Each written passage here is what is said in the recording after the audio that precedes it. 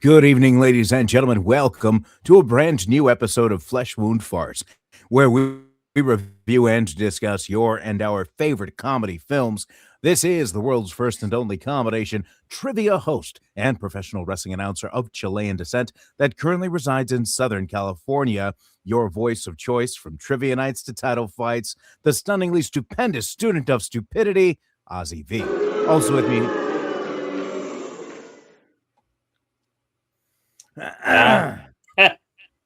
Wow. Wow. Wow.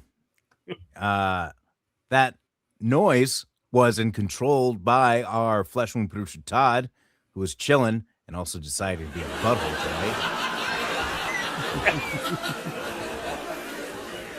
tonight. And also with us, ladies and gentlemen, as always, the world-famous juggler, Greg Larson. How you doing, Greg? I'm great. How about yourself, Ozzy? I'm fine, despite the fact that I get boos and you get cheers and Todd's gets laughs. Calm down, Ozzy. Calm down. Somebody got a new soundboard. Okay. All right. No, I'm just using it today for once. Fantastic. All right, ladies and gentlemen, today we do have the pleasure of reviewing and discussing Airheads, released on August 5th, 1994. Todd, do you have a trailer available? I can't take that tape from you. If it's unsolicited, I can't touch it. It's not easy to break into the music business, but these three guys What's your secret code? I can't tell you my code. just found a way. You guys are a unsigned band, and you broke into the radio station to get your demo played on the air? I just feel a little goofy with a water pistol. They don't know it's a water pistol. They think it's real. Oops. Look, all I want to do is be heard, and then we're out of here. Okay, who are you guys? My name's Pip. The band. The band name. Sorry about that. Oh, man, look, the demo's wasted! Well, what are we gonna do now? Run! Hello, police. I'm surrounded. I don't want to go to jail. I'm fragile. Everybody on the floor right now. Do you mind if I sit in a chair? I don't want to get all crowded. Yeah. If she doesn't sit on the floor, I don't know why I have to. Sit down! Everybody else gets to sit in a chair except for you. Is everybody okay in there? He wants to know what your demands are for releasing the hostages. What's he mean by hostages? It's the inbreed. We ask for a whole bunch of weird stuff. This way we can plead insanity later. Number 13. Naked pictures of B. Arthur. Excuse me? I think you're exceeding the maximum weight limit for that belt. Yo! Is everybody having a good time tonight? What are you thinking about? Swimming pools? He doesn't wear a helmet, does he? You guys are crazy, man. Y'all are all woohoo. It's a plastic gun! A plastic gun! Now what are you gonna do about that? Chunk style? Improvised. The Lone Rangers? What's wrong with that? Well, there's three of you. You're not exactly lone. No idea what you're saying right now. Airheads. I cut a deal with them. We got to send one person out. I'll go. Hostages, doof. Sorry. The music made them do it. And that was the trailer for Airheads, again released on August 5th, 1994, with a runtime of 92 minutes. Rated PG-13, written by Rich Wilkes, directed by Michael. Not sure if this is Lehman or Lemon. That is an N.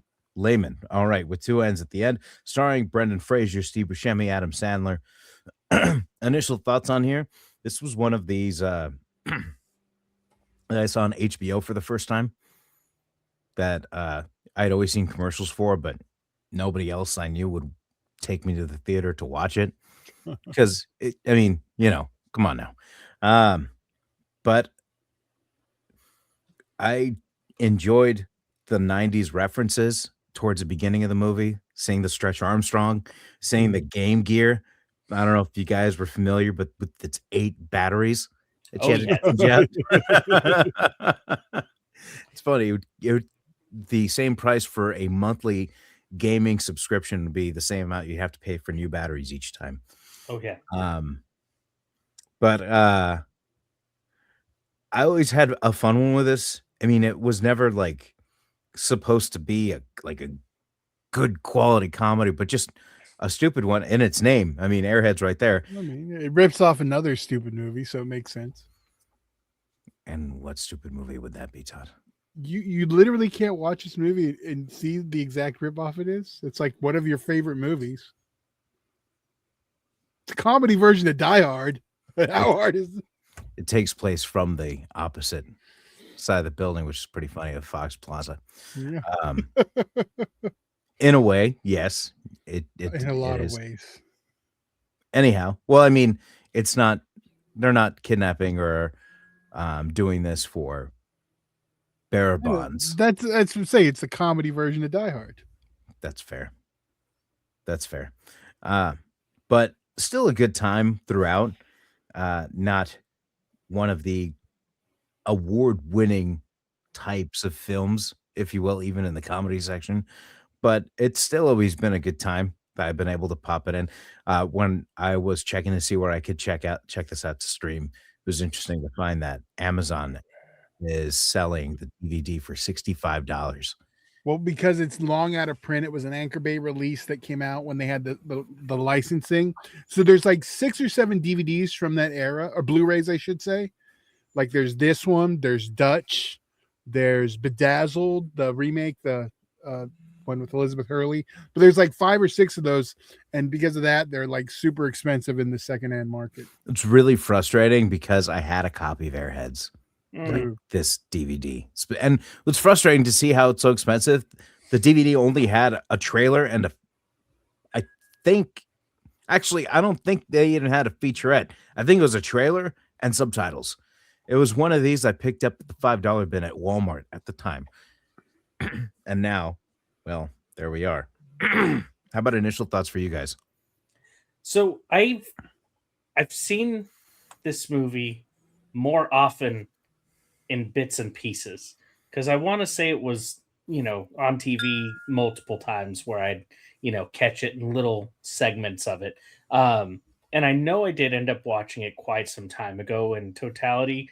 So it was fun to kind of revisit. It's definitely been a long time since I've checked out the film. But I was excited, especially knowing the cast that was in it. And, it's good for what it is, a few good laughs. Although I do want to know what kind of hot sauce was in that gun. I thought I hadn't seen this before. But rewatching or watching it, I remembered enough. So I definitely seen it before, but it's one I'd probably seen once and that was it, or watched it one night when we were drinking and never thought about it again. But I thought it was really fun. Like I had a good time with it. Like there is that 90s nostalgia. I mean, it like the Toy Story scene. You brought up the Stretch Armstrong, like just that scene alone. Like, well, it's a little bit after my time. Like I wasn't in the toy aisle in '94. Maybe I was getting some Jack's bone crushing action figures. I might have passed by the Stretch Armstrong, but in general, I mean, like, but it's still always cool to see that like the old Toy Story. Like I love Silent Night, Deadly Night for that reason. It's all the 80s toys. So for this and your guys' generation, I'm assuming it's just as cool to see the old toy aisles from your era. One thing I forgot to mention was it was hilarious to see John Bender as a music executive. That's like fantastic. Greg? Yes. Oh, initial thoughts. Oh wait, you already did that. I'm sorry. Todd, you already did yours. Just to loop that back, John Bender being the executive, fun to see. The principal in Breakfast Club was Deputy Dwayne Robinson, who tried to take over the hostage situation in Die Hard. Another tie back to that. That's fun. Getting into some favorite moments. There was a lot in here, but the one that made me bust up the most this time around than any other time was when they had asked Kayla, Chaz is Brendan Fraser's girlfriend, to bring a demo tape to the station, and stuff happens, and she defending herself says, "Hey, I brought that tape all the way here," and Rex, Steve Buscemi's character, says, "Yeah, and you did a great job, Yoko." There was one line that even got me to cringe in this one. Well, we'll get to that, but all right. Well, I'm surprised. I wanted to make sure I had a couple because I thought for sure Ozzy was going to take my favorite moment, which was Beavis and Butthead calling in. Like, how wonderful was that? Like, that I didn't whole even bit write it was down. I fantastic. thought Ozzy had it for sure. That was my, like, when I first watched it, that was my favorite moment. So that's worth anything. All right. So that means it takes place in the same universe as Beavis and Butthead. I guess you could say that. Well, I mean, because it's them calling in. So it is them calling in. Man, there was a lot of like just weird stuff that I noted. But like, I mean, I'm gonna go with this one. I'm sure you guys probably got a couple, but the B. Arthur joke.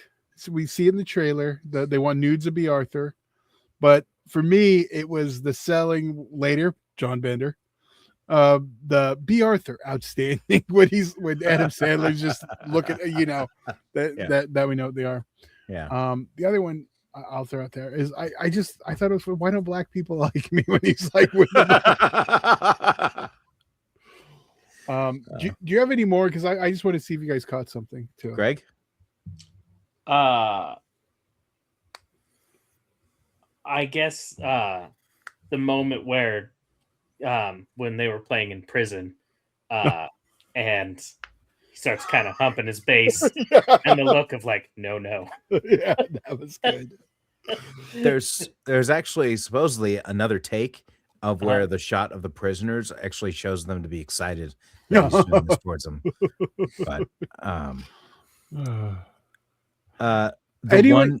sorry. I was going to say the cameo I was most appreciative of was after Chaz, it was revealed to be that he was once Chester and played Dungeons and Dragons, and people in the crowd are kind of supporting him. The guy who yelled, "I was the editor of the school magazine," was actually Lemmy of Motorhead. I had that with that too. Yeah. That was I wasn't sure if that was the moment, Todd, that you were hoping one. I wonder if that's true. That he was actually an editor of the magazine. Yeah. That'd be great. But just for him to show up for that one line was awesome. I mean, the Rodney King chant was hilarious. Especially the reaction. Penis. Did anyone else catch that? When he says penis, he says penis. And I don't know if they just use the take, but there's no selling, no reaction. He says, and it's towards the beginning when they're first in the radio station, he says penis instead of penis. I didn't notice that. It's in the, I should have noted the time, but it's like, and I was like, now is that like a flub they left in, or was that like, because there's no reaction, there's no selling to him like saying it weird or anything, and that's when Brendan Fraser says it. Okay, no, the one line that made me cringe because I was like, damn, they're gonna go put that in there. When they're trying to sell him on the contract, and they're like, we'll keep you out of jail, and he says, Christ, Vince Neil only got 30 days and he killed somebody. I was like, ooh, yeah, he did. This is all true, but you had to throw it in the comedy. It fit given the wouldn't have got in there now for sure. Oh yeah. Well, yeah, sure. That's fair to say. But I was like, okay. Going into the critiques, I felt the side story with the SWAT leader and going into his own like personal kind of marriage. Well, no, it's like he showed up to talk about his marriage, and then he was fooled into thinking that they didn't have guns, and then that's like the last we heard of him ever. He just kind of disappears. He disappears. That's it. We don't see any sort of like resolution to that. He's just it's like, all right, he just goes away, I guess. So that was my one critique, is that he kind of seemed extra, but it was necessary for him to get involved so that way some stuff could happen that could advance the plot. So Michael terms of- Richards could be a shitty John McClane. And just to show the true turn of Chaz Palminteri, Yeah. the DJ, without that character being introduced, doesn't lead to a number of things that leads to the DJ showing that he's on Chaz's side. Yeah. So that, I guess that's the one way, like, forgiving it, I guess, but otherwise it was just kind of random to have him take up so much time only to get nothing out of it, really. Then we have a random Harold Ramis cameo too. Can't forget that. I don't have a problem with that at all. No, I'm just saying that was just like, out of nowhere, like that. There was quite a few more cameos than I expected, even just with the cast. I was like, oh, I didn't remember, like David Arquette and all these people were in it. Mm-hmm.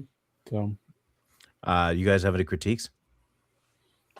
I mean, not anything of substance, really. Although I do think there could have been something done with the whole Lone Rangers thing, where like they explained it. Now, granted, I understand they're the Airheads, so they, but maybe like someone who was with them, like you could have been like, well, they are as one, and they are on their own as a lone set of Rangers because they're, I don't know. Like, I just felt, there could have been something to that, even if it wasn't them who came up with it, and they just kind of be like, oh, yeah, that works, But no, not too much on this one.